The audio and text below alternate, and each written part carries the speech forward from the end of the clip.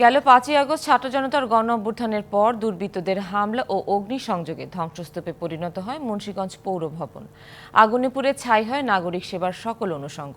মুখ থুবড়ে পড়েছে নাগরিক সেবা কার্যক্রম। কেবল জরুরি সেবা নিশ্চিত করতে বিকল্প ভবনে কাজ শুরু করেছে পৌর কর্তৃপক্ষ। একসময় নাগরিক পদচারণায় দিনভর মুখর থাকা মুন্সিগঞ্জ পৌরসভা কার্যালয় এখন ধ্বংসস্তূপে পরিণত। 5ই আগস্ট সরকার পতনের পর শহর জুড়ে একদিকে যখন আনন্দের ঢেউ, ঠিক তখন পৌরসভা ভবন পুড়ছে দুর্বৃত্তদের দেয়া আগুনে। পৌরসভার দীর্ঘদিনের রক্ষিত নাগরিকদের সব দলিল দস্তাবেজ আগুনে পুড়ে ছাই হয়ে গেছে। পুড়েছে দাপ্তরিক কাগজপত্র, কম্পিউটার সহ আসবাবপত্র।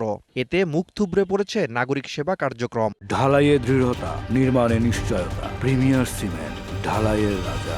5ই আগস্টে পুড়ে যাওয়ার পরের থেকে আমরা জনগণের সেবা দিতে পারতেছি না। আগুন জ্বালাই দিয়ে আমাদের যত আসবাবপত্র ছিল, স্টিল আলমারি, চেয়ার টেবিল সব পুড়ে যায়। কম্পিউটারগুলি সব পুড়ে ছাই হয়ে গেছে। একটা নির্দিষ্ট ভবনে আবার নতুন করে পৌরসভার কার্যক্রম চালু করা হোক। পৌরসভা পুরা ফালানোর ফলে আমরা অনেক ভোগান্তিতে পড়তে হইতেছে আমাদের। তবে ঘুরে দাঁড়ানোর চেষ্টা করছে পৌরসভা। জরুরি সেবা নিশ্চিত করতে এরই মধ্যে বিকল্প ভবনে কাজ চলছে বলে জানায় কর্তৃপক্ষ।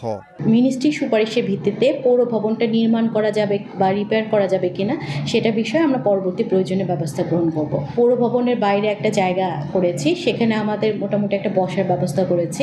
সেখান থেকে আমরা নাগরিকত্ব সনদ, জন্ম নিবন্ধন ইতিমধ্যে আমরা শুরু করেছি। ধলেশ্বরী নদীর তীরে 1972 সালে প্রতিষ্ঠিত হয় মুন্সিগঞ্জ পৌরসভা।